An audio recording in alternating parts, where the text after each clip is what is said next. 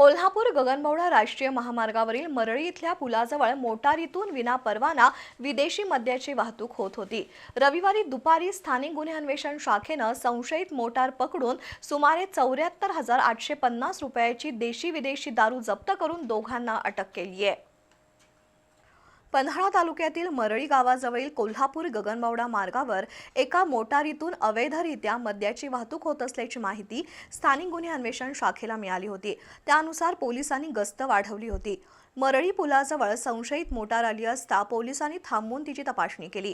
त्यामध्ये सुमारे 74,850 रुपयांची देशी विदेशी दारू आढळून आली। वाहनासह दारू जप्त करून संकेत आमकर आणि वामन लाड या दोघा संशयितांना पोलिसांनी अटक केली आहे। याबाबतची फिर्याद स्थानिक गुन्हे अन्वेषण शाखेचे पोलीस कॉन्स्टेबल अनिकेत मोरे यांनी कळे पोलिसात दिली।